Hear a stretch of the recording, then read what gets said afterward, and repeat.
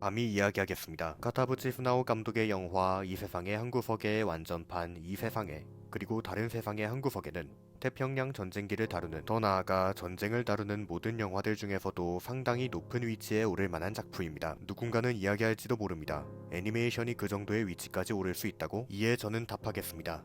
이 영화는 애니메이션이었기에 그 정도의 위치까지 오를 수 있었다. 영화 이 세상에, 그리고 다른 세상의 한 구석에는 일상을 구성하던 침략과 수탈이라는 얄팍하게 가려져 있었던 거짓된 정의에 대한 참회와 함께 그 기반이 되었던 전쟁의 반대, 즉 반전의 메시지를 전달하는 작품입니다. 동시에 과거를 기억하는 것이야말로 올바르고 평화로운 일상을 새로운 미래로 이어줄 수 있는 방법이라고 현재에 촉구하는 작품이기도 합니다. 그러한 주제들은 애니메이션의 오리지널리티를 통해 그려져 끝내 우리의 마음을 움직입니다. 이 지점에서 영화 이 세상에, 그리고 다른 세상의 한 구석에는 위대한 걸작으로 거듭납니다. 그렇다면 애니메이션의 오리지널리티란 무엇일까요? 저의 영상을 시청하셨던 분들이라면 금세 눈치채시리라고 생각합니다. 애니메이션의 오리지널리티란 바로 작화, 움직임입니다. 영화 이 세상에, 그리고 다른 세상의 한 구석에서 표현되는 전시의 일상들은 애니메이션의 오리지널리티인 작화, 움직임이 모이고 모인 끝에 만들어진 인물들의 행동들로 표현되어 있습니다. 여기서 영화의 훌륭함은 드러납니다.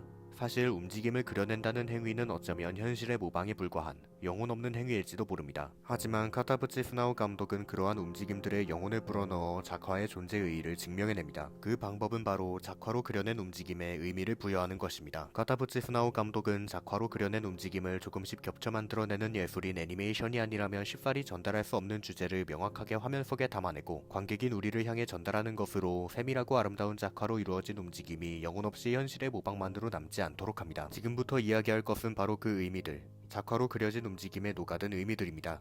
이에 대하여 본격적으로 이야기하기 전에 방금 전의 이야기를 되짚어보도록 합시다. 애니메이션이 실사와 차별화될 수 있는 이유는 움직임을 작화로 그려내는 것으로 현실이라는 제약에 구애받지 않은 채 원하는 세계를 창조할 수 있기 때문입니다. 하지만 누군가는 반론을 제기할 수 있을지도 모릅니다.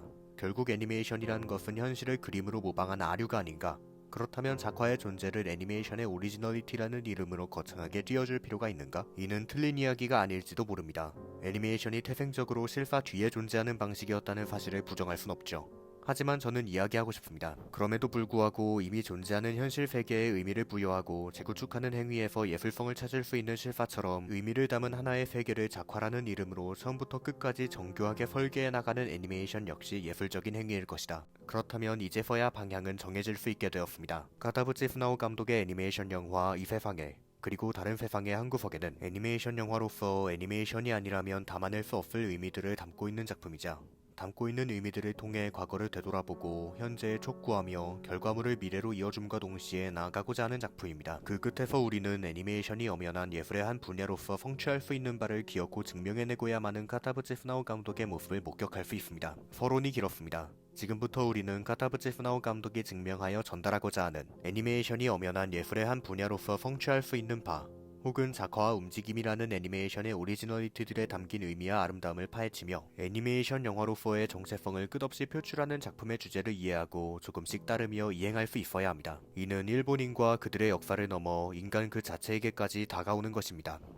카타부치 후나오 감독이 전시의 일상을 세밀하게 애니메이팅하고자 하는 이유는 그 순간들을 기억하기 위함입니다. 주인공 스즈와 그녀의 가족들은 조국의 운명을 건 거대한 전쟁이 벌어지고 있음에도 최선을 다해 버텨내며 일상을 유지하고 살아갑니다. 여기서 우리는 오랜 의문의 해답을 찾아낼 수 있게 됩니다. 어째서 절대 다수의 일본인들은 팔광이루, 대동아 공영권이라는 거짓된 정의들을 신봉하고야 말았는가? 작화는 이에 해답을 제공합니다. 어떻게든 일상을 살아내고자 하는 세밀한 움직임에서 우리는 깨달을 수 있게 됩니다. 일본인들이 광기에 사로잡히면서까지 거짓된 정의를 신봉했던 이유는 그들의 일상이 거짓된 정의로 이루어져 있었기 때문이라는 것을 말입니다. 대공황 이후 일본의 체제는 정치, 경제 등 전반적인 면에서 위기를 맞았습니다. 이에 수뇌부가 선택한 것은 의외로 간단하지만 동시에 치명적인 방법이었습니다. 제국주의와 군국주의를 통한 수탈, 군수경제로 체제의 수명을 연장시키는 것. 이 지점에서 일본인들은 거짓된 정의를 신봉할 수밖에 없었습니다. 물론 세뇌교육이나 선전 등으로 거짓된 정의를 정당화하고자 하는 시도 역시 어느 정도 작용했겠지만 그보다 더 직접적인 이유는 체제가 붕괴하는 순간 자신들의 일상 역시 함께 붕괴할 것임을 일본인들은 무의식적으로 예감했기 때문입니다. 그리하여 그들은 거짓된 정의를 신봉하기 시작했습니다. 자신들의 일상을 유지해줄 거짓된 정의를 올바른 정의로 믿어내고 말았습니다. 전시의 일상을 표현하는 작화는 그러한 의미를 첫 번째로 담고 있습니다. 영화 속에서 작화는 겉보기 여기에는 전시에도 어떻게든 일상을 유지하고자 하는 스즈의 모습 속에서 전쟁이 그녀에게 입힌 상처를 그려내는 것으로 일본인들을 무고한 피해자로 만들어내고자 하는 과정의 사전 작업처럼 보일지도 모릅니다. 하지만 그것은 틀렸습니다. 영화의 후반부를 장식하는 것은 피해 호소가 아닌 가해 자각이기 때문이죠. 이에 대해서는 뒤에서 이야기하겠지만 스즈가 가해를 자각하는 순간 우리는 우리의 눈에 아로새겼던 세밀한 작화로 그려진 일상의 기억 역시 거짓된 정의로 이루어져 있었음을 깨달을 수 있게 됩니다. 이것이 바로 카타부치 후나오 감독이 추구하는 작화의 의미이자 일종의 충격요법입니다. 세밀하고 정교한 작화로 전시라는 고난 속에서도 일상을 유지하고자 하는 스즈의 모습과 패배로 끝나버린 전쟁으로 인해 일상을 유지할 이유를, 유지했던 이유를 잃어버리며 울부짖는 스즈의 모습에서 우리는 극명한 대비를 느끼게 되는 것입니다. 견딤에서 오는 치유력이 작화를 통해 극대화된 끝에 하루미의 죽음을 시작으로 붕괴하고 마는 모습, 이 지점에서 우리는 갈 길을 잃습니다. 스즈의 치유적인 일상을 붕괴로 끝맺을 것이라면 어째서 그들의 일상은 이토록 세밀하게 그려진 것인가? 그 순간 카타부치 후나오 감독은 작화로 그려진 스즈의 오열을 빌려 두 번째 의미인 깨달음을 우리에게 전합니다. 조국의 패배에 스즈는 분노합니다. 희생을 감수하면서까지 일상을 유지하기 위해 악착같이 버텼는데 돌아온 것은 하루미의 죽음, 원자폭탄의 투하로 사라지고 떠난 고향과 가족, 끝내 들려온 패전의 소식뿐이었으니까요. 이에 누군가는 의아함과 함께 스즈처럼 분노할지도 모릅니다. 이것은 가해국의 일원으로서 가해에 가담한 주제에 자신들이 받은 피해만을 생각하고 있는 이기적인 모습이 아닌가? 하지만 뒤이어 그려지는 스즈의 모습은 누군가의 분노를 가라앉힙니다. 패전의 소식에 분노하며 오열하던 스즈는 어떠한 광경을 목격하며 분노의 이유를 다른 곳으로 돌려내기 때문입니다. 패전에 분노하던 스즈는 한 가정집에서 태극기가 개양되는 모습을 목격합니다. 그 순간 스즈는 깨닫습니다. 전쟁이라는 폭력 속에서도 자신과 가족들이 일상을 그나마 유지라도 할 수 있었던 이유는 침략과 수탈이라는 또 다른 폭력으로 빼앗은 것들이 존재했기 때문이었구나. 이제 스즈는 자신에게 분노합니다. 폭력으로부터 견디기 위해 시도했던 모든 행동들이 또 다른 폭력의 결과라는 아이러니를, 그 폭력에 무의식적으로 동조했다는 부끄러움을 스즈는 견딜 수 없는 것입니다. 그렇다면 우리는 다시 한번 질문을 던져볼 수 있습니다.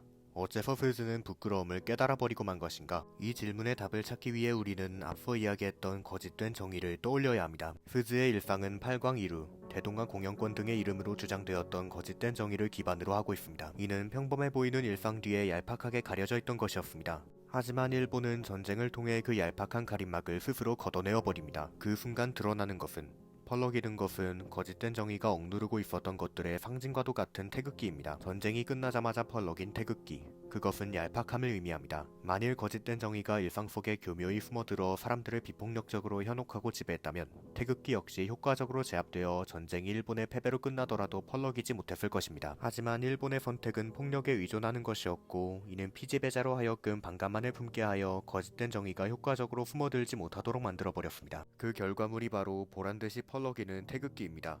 그리하여 스즈가 이를 목격하며 오열하는 장면은 얄팍하게 가려져 있던 거짓된 정의의 폭력이라는, 피해자이자 가해자인 자들이 얻은 깨달음을 의미하게 됩니다. 폭력이란 얄팍함입니다.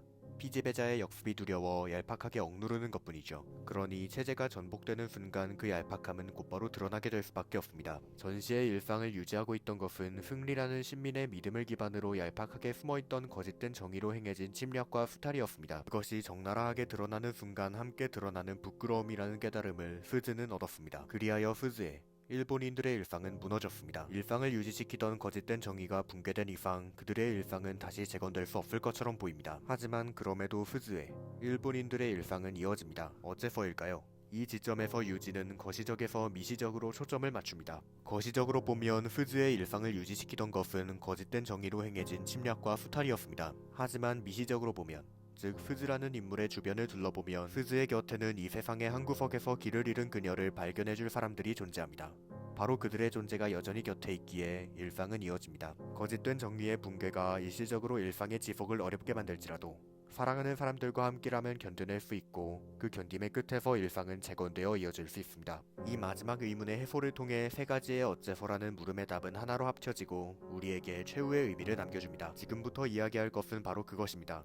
거창하게 이야기하긴 했지만 사실상의 요약이라고 보아도 좋을 것입니다. 거짓된 정의는 폭력으로 일본인들의 일상을 유지하였고, 그 뒤에 숨어 일본인들을 전쟁의 피해자이지만 동시에 무의식적으로 폭력에 가담한 가해자로 만들었습니다. 그러한 정의가 무너졌을 때 그들의 일상은 무너집니다. 그렇다면 어째서 일본인들은 붕괴한 일상을 이어낼 수 있었는가? 함께였기 때문입니다. 결국 우리는 함께 살아나가야 합니다. 폭력의 과오를 기억하며 함께 살아나가 그 깨달음을 미래로 이어내야 합니다. 카다부치 후나오 감독의 이 세상에 그리고 다른 세상의 한 구석에는 그러한 의미를 애니메이팅이라는 작화라는 이름으로 그려내는 영화입니다. 그럼에도 의문은 남습니다. 카다부치 후나오 감독은 애니메이션 감독으로서 후즈의 일상을 세밀하게 그려내는 것으로 그 뒤에 숨어있던 거짓을 폭로하고 기억하여 새롭고 아름다우며 정겨운 일상을 그려내고자 했습니다. 하지만 반드시 그림이어야만 했을까요? 물론 저는 그렇다고 말하겠습니다. 영화 이 세상에 그리고 다른 세상의 한 구석에가 애니메이션으로 만들어져야 했던 이유는 그림을 기반으로 하는 플랫폼인 만화를 가장 아름답게 재해석할 수 있는 것은 똑같이 그림을 기반으로 하는 플랫폼인 애니메이션이기 때문입니다. 이는 작품에 내외적으로 작용하는 이유입니다. 여기서 내란 작품 속에 등장하는 요소를 말하며 외란 만화라는 플랫폼, 즉 원작 만화를 말합니다. 먼저 왜? 원작 만화와 결부지어 생각해봅시다. 만화는 그림으로 그려져 있습니다. 이 사실을 통해 우리는 지극히 당연한 결론을 그림으로 그려져 있는 원작 만화를 최대한 훼손하지 않은 채로 미디어 믹스가 가능한 플랫폼은 같은 그림으로 그려진 플랫폼인 애니메이션뿐이라는 결론을 얻을 수 있습니다. 만화를 실사화하면 필연적으로 괴리가 생깁니다. 작가가 정교하게 그려내어 구현한 배경이 현실 세계에는 존재하지 않는다거나 배우의 생김새와 캐릭터의 생김새가 판이하게 다르다거나 하는 문제 등이 바로 그것입니다. 애니메이션과 만화의 관계는 그러한 문제들을 보완해줍니다. 그림으로 그려져 있다는 공통점은 가상의 2차원과 현실의 3차원 간의 괴리를 존재하지 않는 것으로 만들어버릴 수 있습니다. 동시에 보완은 진보로 발전합니다. 만화에서 애니메이션으로 괴리 없이 화면으로 옮겨진 세계는 이윽고 움직이기 시작합니다. 애니메이션은 움직이지 않는 만화를 움직이도록 만들어 인물들을 더욱 확고하게 결정짓는 것이죠. 여기서 외적 이유는 내적 이유와 이어집니다. 애니메이션은 정적인 만화를 동적으로 만들어 인물의 모든 것을 극대화합니다. 그 중에서도 우리는 마음에 집중해야 합니다. 이 영화에서 그림이라는 요소는 마음을, 더 깊게 보자면 꿈을 형상화하는 도구입니다. 미즈하라가 가진 감정도, 하루미의 로망도, 유녀들의 소망도 후즈는 그려냅니다. 그것은 곧 희망입니다. 전쟁이라는 고난 속에서도 일상을 유지할 수 있도록 만드는 신락 같은 희망을 후즈는 그려냅니다. 덕분에 미즈하라는 마음에 둔 적이 있었던 상대인 후즈를 꿈꾸며 하루미는 웅장한 전함을 꿈꾸며 유녀들은 아이스크림과 머나먼 이국을 꿈꾸며 고난에도 살아나갑니다. 그것은 애니메이션으로 생생하게 그려져 이윽고 살아 움직이기 시작합니다. 이것이 바로 영화 이 세상에 그리고 다른 세상의 한 구석에가 애니메이션으로 만들어져야만 하는 이유입니다. 저는 그림으로 그려진 꿈은 실사로 완벽히 재현할 수 없다고 생각합니다. 결국 애니메이션으로 그려진 꿈은 우리를 몰입시킵니다. 이것이 바로 감독의 의도입니다. 그렇다면 몰입의 끝에 폭발하는 것은 존재할 수밖에 없습니다. 몰입의 끝에서 시한폭탄의 폭발로 하루미는 세상을 뜨고 후즈의 손은 잘려나갑니다. 그 순간 꿈은, 희망은 사라지고 맙니다. 전함을 보며 꿈과 희망을 품던 하루미는 이제 없고 더 이상 후즈는 모두의 꿈과 희망을 작게나마 구현하는 그림을 그릴 수 없습니다. 이는 앞서 이야기한 거짓된 정의와 상충하는 것입니다. 그림으로 그려진 희망으로 유지되던 일상 뒤에 숨어 모든 것을 얄팍하게 조종하던 거짓된 정의가 붕괴했을 때 이에 조응하던 그림, 거짓된 꿈과 희망은 붕괴합니다. 어린 하루미가 순진하게 꿈꾸던 전함이 궁극주의의 상징으로서 침몰하게 되는 것처럼 말이죠. 그것이 당시의 흔한 풍경이었을지도 모른다는 점에서 더욱 안타깝습니다. 하지만 그럼에도 희망은, 일상은 다시 피어납니다. 그 이유는 이미 이야기했습니다. 거짓된 정의로 유지되던 희망과 스스로 자생하는 희망의 대비. 이를 그려내기 위하여 카다부치 후나오 감독은 그림을 애니메이팅하여 움직이게 만드는 것으로 꿈과 희망의 마음을 강조합니다. 이것이 바로 이 세상에 그리고 다른 세상의 한 구석에라는 영화가 애니메이션으로 그려져야만 했던 이유입니다. 그림 속에서 아름답게 그려지는 또 다른 그림으로 우리를 깊은 곳에서 더 깊은 곳까지 이끄는 애니메이션만의 방법론을 실사는 모방하지 못할 것입니다. 결국 우리는 알게 됩니다. 카다부치 후나오는 그려냄으로 마음의 깊이를 조절하여 화면으로 내보일 줄 아는 감독임을 말이죠. 어째서 그들은 거짓된 정의를 지켜내려 했는가? 그들의 일상은 거짓된 정의로 이루어져 있었기 때문에. 어째서 그들은 깨달아버리고 말았는가? 그들의 일상을 이루고 있었던 거짓된 정의는 얄팍하게 가려진 진실로 이루어져 있었음이 펄럭이는 깃발과 함께 드러나고 말았기 때문에. 그들의 일상은 어째서 새로이 이어지게 되는가? 깨달음 끝에 이 세상의 한 구석에 떨어져 버린 나를 발견해주는 사람들이 그럼에도 존재하기 때문에. 카다부치 후나오 감독의 영화 이 세상에 그리고 다른 세상의 한 구석에는 이처럼 일본의 근대사를 관통하는 격동적이고 논쟁적인 주제들을 세밀하고 아름답게 뭉클하고 희망적으로 그려내어 전쟁의 피해자이자 무의식적으로 전쟁을 수행한 가해자였던 사람들의 기억을 애니메이션의 오리지널리티와 함께 위대하게 되돌아보면서 새로이 내디뎌갑니다. 그 끝에서 우리는 깨달을 수 있습니다. 이 영화가 남긴 주제는 특정 국가와 민족에게 한정되지 않는다는 것을, 결국 누구든 과거를 돌아보며 현재를 살아 미래로 이어내야 한다는 것을.